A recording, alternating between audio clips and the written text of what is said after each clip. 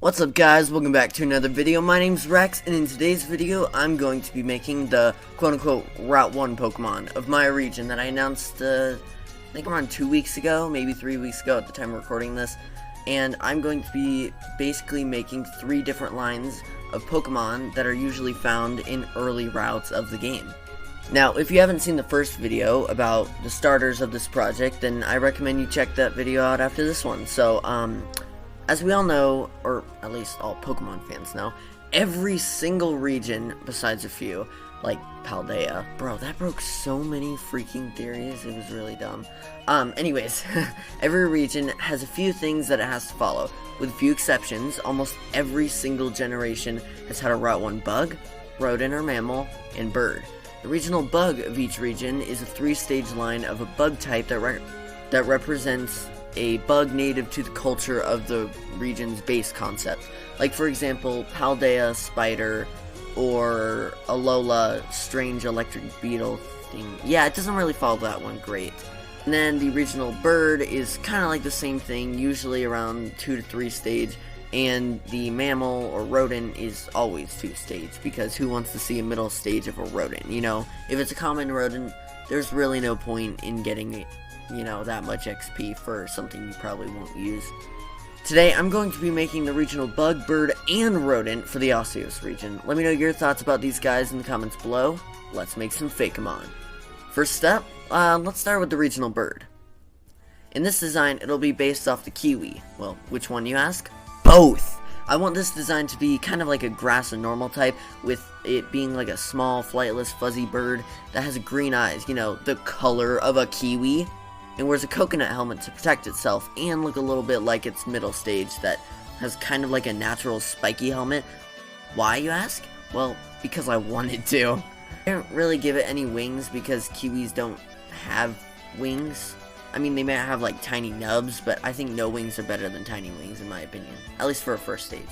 This is kind of strange for regional bird because none of the stages are flying type. I mean, you know, they're all based off flightless birds, so I think it's a cool, unique way to break the rules of Pokemon. After all, this is a fake Pokemon, not a real one.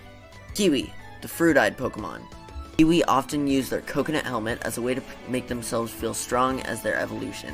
Sometimes, Kiwee will ram straight into the walls to show how tough they are. Their eyes look similar to a fruit and are said to be able to see 5 times the color that any ordinary human can see. Now for the middle stage. With this design, I thought it'd be cute and funny to turn its coconut helmet into that goofy meme on the internet of like that emu wearing a helmet, since this whole thing is based off the Emu War, which was like this war of an overpopulation of emus in Australia. I think it was around like the 1930s, around the Great Depression. But I thought it'd just be funny to give it like a hat referencing that, you know what I mean? Each stage, I wanted the line to be like a new species of flightless bird mixed with a unique fruit. I went with the Kiwano fruit. I think it's like an orange spiky fruit that's like... It's pretty common, but it's basically like a lesser version of the durian or whatever it's called. And I just thought it would be pretty good for a middle stage armored bird, you know what I mean? This design really wasn't that complex. It was honestly much better than the original design that I made a few months ago, but it just didn't change that much. It was really just the rendering and the posing that needed to be updated. But I think it's the most convincing regional bird out of the 3. Here's Kiwimu, the soldier Pokemon. Kiwimu are often very obedient to their trainers and will even complete almost impossible tasks. Kiwimu use their helmet and spiky armor as protection and will often have damaged helmets, as they almost always ram headfirst into battle. Kiwimu are incredibly fast and won't stop running until it passes out. Alright, time for the final stage. Woo!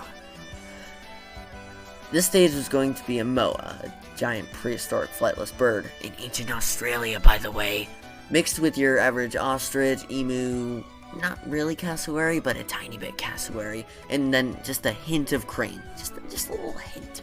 I thought the most fantastical fruit for the concept to, you know, grow like a grass type would be a dragon fruit, since, you know, it's vibrant, pretty, doesn't taste great. In my opinion, dragon fruits don't have that great of a taste, and as much as I wanted to like it, I just couldn't because there was almost no flavor. It's like tofu with the texture of a pear, not that great. One of my friends gave me a sketch of a redesign from the old version that I made a few months ago. It had a better placed beak with a unique idea for the dragon fruit feathers to resemble sleek back spikes, which I think works pretty well, honestly. This was pretty easy, as I was doing line art in like 15 minutes after I already made the sketch, because the sketch was I was just so happy with it, which rarely happens on the first try. So as I was coloring, I made it like the pink more desaturated than you'd think, considering it's a tropical fruit, but I think these colors give you a new appreciation for how desaturated things are, which works very well on a Pokemon. I made sure to give it super tiny wings, as most flightless birds either have tiny or not even noticeable wings. Here's Frucomoa, the prehistoric bird Pokemon. Frucomoa are stern and tough, and will train Kiwimu to be strong warriors in battle. Frucomoa are often called prehistoric warriors, as they have a lot of prehistoric characteristics. Its unique feather patterns resemble a dragon fruit, which is one of the many ways Frucomoa attract prey. It often stays still for days without moving to put its true will to the test. Nothing can make it move except the delicious scent of a Pokepuff. Alright, I hope you guys enjoyed those three. Let me know in the comments which out of the three was your personal favorite, but now it's time for the regional bug. With this first stage, I wanted to base it around the Australian honeypot ant, a small ant that collects honey and stores it inside its inflatable sac-like thorax, which is, I just want to point out, is such a cool, just representation of nature, like how crazy it can be sometimes, you know what I mean? It's just a pretty cool way of showing how an amazing creature, even as something as creepy as an ant, can be really unique and kind of cute in some ways.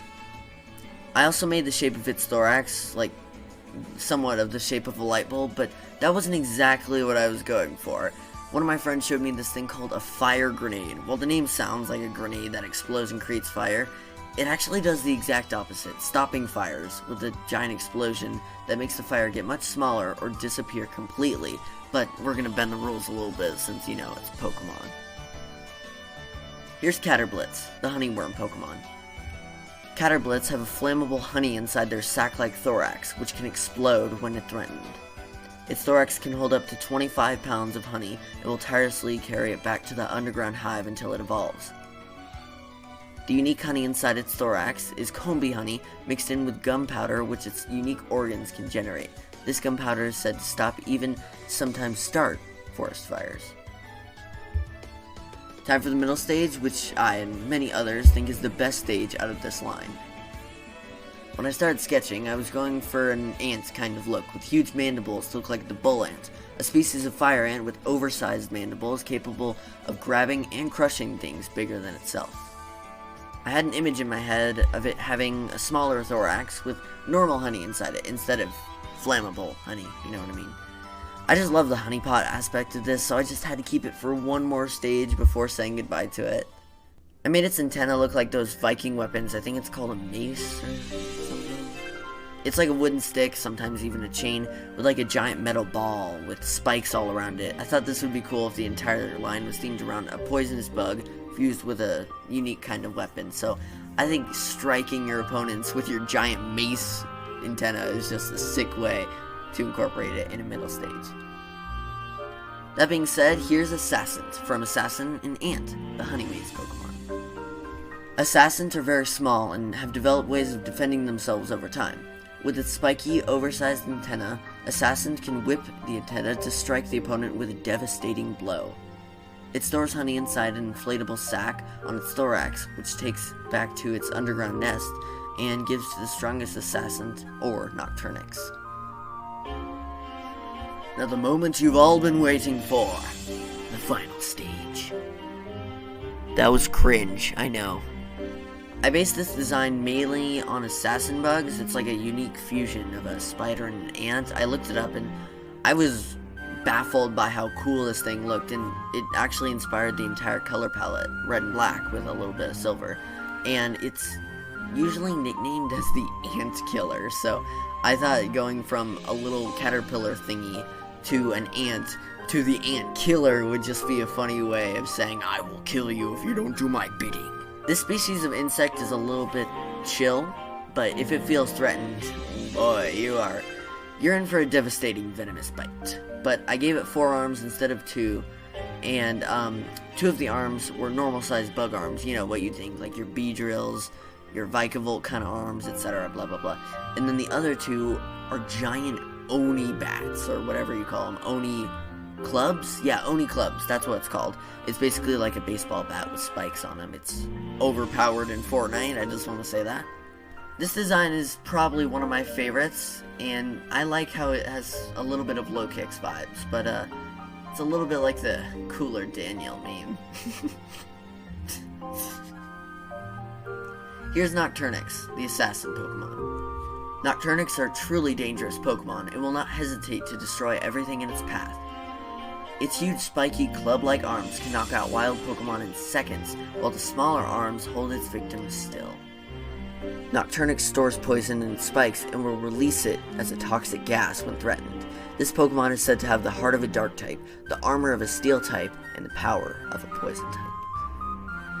I was actually having a little bit of trouble coming up with the typing. Originally I wanted it to be bug dark because of the horrible grim things this thing does to other ants and bug species. And then my friend was like, no, it should be poison type because it's poison. I'm like, yeah, that makes sense. And then I changed it to steel because he said, wait, no, it has steel armor. So I changed it to steel, and I don't think it deserves to be called a Scizor clone, which is what it looks like if it's a steel type. So I'm just going to go with the dark type, and I hope you guys like it. Last but certainly not least is the regional mammal. The regional mammal is almost always 2-stage, and by almost always, I mean literally always. So this will be a 2-stage little guy. It's always normal type, so I thought a cute little Bilbum, which is basically a fusion of a rat and a bunny, or a rat with bunny ears basically, but it's like in Australia, into a beautiful fairy flying type sugar glider, which could be kind of fun to break the rules of a Route 1 mammal being completely different types than the first stage and being non-normal type. Bilbums are basically an Australian mascot. It's not a rodent, but it's actually a marsupial, so a mammal in this sense. But instead of the Easter Bunny in Australia, they call it the Easter Bilbum, which is kind of funny and I think is a great way to combine a common yet cute little guy into Australian culture for a Fakemon region. So yeah, it works. Here's Bilbum, the small fluff Pokemon. Bilbum are very common in Ausseos and are usually found in burrows or grassy areas with other Bilbum. They love to play and are usually around other Pokemon, playing and having fun. Now it's time for the evolved form. This was gonna be like a cute, happy sugar glider, just, you know, soaring through the skies. In Australia, the sugar glider is said to be like a spirit of agility and adaptation and speed, all that jazz. So I thought a free-spirited flying mammal was sure to be a good idea for a fairy flying type, you know, Route 1 mammal. I had this image in my head, which is honestly what inspired the entire line not entire line, but the 2 stages of this little concept, because it was a little sugar glider in the air with 2 beautiful blue eyes and pink fur, which I really like this idea, so I went for it. That's something that I really like in Pokemon or Fakemon creativity, is when you're just like, okay, I have this guy who has like a concept of blah blah blah blah blah blah, blah and this, and I pulled it from all these different inspirations. And then there's these other ones that are like, I just woke up with it and I went for it. I love Pokemon like that, or at least Fakemon like that, which I certainly have a few. I have at least 3 or 4 of those, which you guys haven't seen yet, but you will in a future video. Here's Sugarmane, the swift sugar Pokemon. Sugarmane are quite common in Ausseos and are known around the region as free spirits of agility and adaptation. For centuries, this Pokemon has adapted to the changes of the world, even being able to fly through the clouds after years of evolving. Sugarmane produce a sweet, sugary nectar from their fluffy stem-like tail. This sugar is often used in sweet treats and is loved by all across Ausseos. Also, if you guys didn't notice, I made the tail kind of look like a sugarcane stem. Like if you rip it open, like not cut it, but if you rip it open, it'll have like some fluff, kind of like a corn husk, but not that much. I just thought it's a cute detail to mix in the sugar glider, sugar cane, fairy type, which is often associated with sugar and sweets. I don't know, it just works out. I hope you guys like it. Well, I hope you guys enjoyed the Route 1 Pokemon. Let me know your thoughts in the comments below. Which one was your favorite? And be sure to like and subscribe for more Fakemon content. Rex out. Peace.